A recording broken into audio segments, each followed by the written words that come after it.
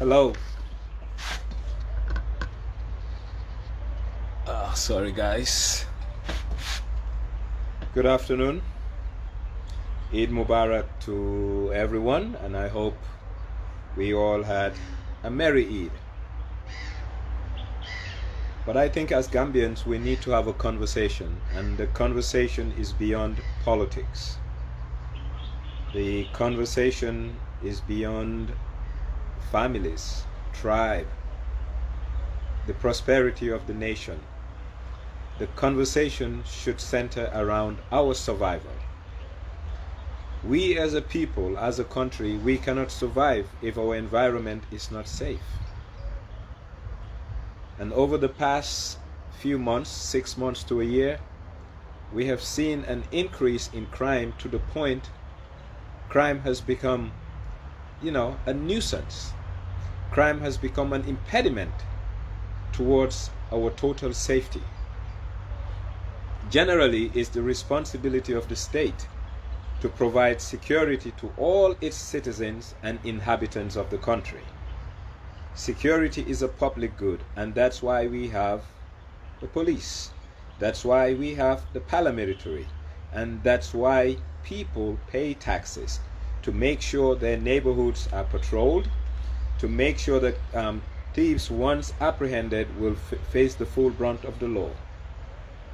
Well, I believe things have fallen apart, and the center cannot hold anymore as it relates to crime fighting and crime management. But this didn't come as a surprise to many. See, drugs and crime go hand in hand, especially in an environment of hopelessness. You cannot have a society of young people without opportunities. They become hopeless, and once they're hopeless, drugs become an avenue out of their desperation and hopelessness. And once this sets in, is the average citizen that suffers in the way of murders, in the way of burglaries, and you name it. All ills of society revolves around drugs, and now the average Gambian is suffering as it relates to a rapid increase in the crime rate in this country. And what's going to happen next? Once the citizenry of this country lose hope and confidence that the law enforcers, i.e. police and the paramilitary, can guarantee their security, they will take their security into their own hands. And once the citizens take security into their own hands, they will start arming themselves. Once they start arming themselves, vigilantism, mob justice is going to take root. Once mob justice takes root in this country, anarchy is the next thing to happen.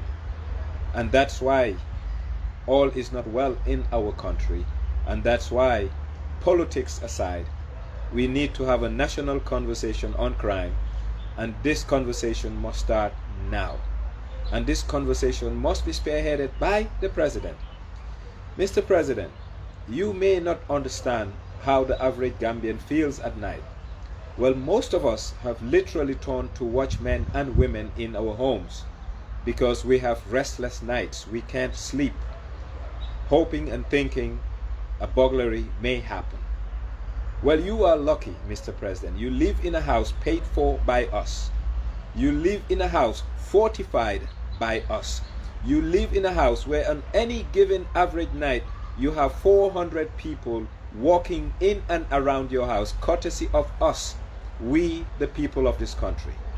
Therefore, if we are giving you that sanctity where you have peaceful nights and sleep, you should equally care that the average citizen in Bundung, Fajikunda, Abuko, Fajara also have a decent sleep at night. What we need, Mr. President, truth be told, and let us say it today, once and for all these cars you're buying, please, let's spend it into law enforcement. And what we want night patrols in our neighborhoods. If the Inspector General of Police can at least divide the whole Greater Banjul into sectors, and each sector happens to have a patrol unit, trust me, crime will go down. Not a day go by we don't hear about killings. Not a minute go by we don't hear about burglaries. We cannot continue life like that. Something has to give in, Mr. President, and what needs to give in is your indifference. Something has to give in, Mr. President, and what needs to give in, it's you understanding the plight of the Gambian, to know that the Gambia we were once used to is not the Gambia we live in today. And that Gambia has become a reality because we have encouraged not drug peddling. Drug peddling is not our problem. Transshipping of drugs. When I see law enforcers going after kids with packs of marijuana, I see that as a slap in the face, because what you guys really need to go after, you are not going after. And this is what we need to sort out. But, you know, overall, Gambians are having sleepless nights because our homes are no longer safe. Gambians are not comfortable in their own homes because the criminals are armed and dangerous, and the police are not helping. You know, something really bad is going to happen in this country soon, and that is citizens of this country buying weapons to make sure they secure their properties and their families. And the sooner we do that, we will have a nightmare in this country. And the best way to avert that nightmare is to step up the game and start serious crime fighting. So, Mr. President, all these roads you're building, we are indifferent to it. We want peaceful nights. We want secured homes, and we want secured communities. At least, that's the least you can give us now against the end of your mandate. You see, some people are telling me we need Gorgimbuk back. No, we don't need a Gorgimbuk, because the tactics Gorgimbuk uses are not helpful in crime fighting either. We want a safe environment within the ambit of the law. We want safe communities within the confines of the law, and that's all we're asking for, Mr. President. We're not asking for much, but someone needs to hear our plea, and someone needs to feel sorry for the very people that voted for you. And Mr. President, if we've made the State House safe by putting tax money into our coffers for you to be able to feel safe, you equally need to dip your hands into those tax coffers and equip our police and paramilitary so that they can also make our neighborhoods safe. I think the elections are coming, and Gambians need to really score you, Mr. President. And we need to score you on security. We need to score you on corruption. We need to score you on governance, Mr. President. And if we're scoring you on those, Mr. President, you will not be here come next election. So definitely crime, and we cannot continue this life. I missed the Eid prayers because a thief was caught around 7:45 in the morning in my neighborhood stealing, and I had to take that thief to the police. Yes, the thief was beaten because he was about to hit a child with a machete. And mob justice prevailed, and he was beaten severely. I took him to the police, and unfortunately the police officer asked me to bring the people who bit the thief. That's why people don't take thieves to the police anymore. They use mob justice on them, and that's not good. And that's why we want sanity to prevail, and for sanity to prevail, law enforcement and crime management need to be really up to the task. Law enforcement, i.e., when criminals are apprehended and taken to the police, people want to see results, them being prosecuted and sent to jail. Equally, crime management, help us equip our police so that they can be patrolling our neighborhoods. We cannot continue life this way. Gambia has lost its virginity. Gambia has lost its innocence, thanks to the indifference of the government, by encouraging criminal organizations to use Gambia as a transshipment hub for cocaine from South America destined for Western Europe. This cannot continue. And the selfishness of the people involved in it, i.e. public officials involved in this, will pay and will pay dearly, because when crime hits, it will not segregate where and who to hit.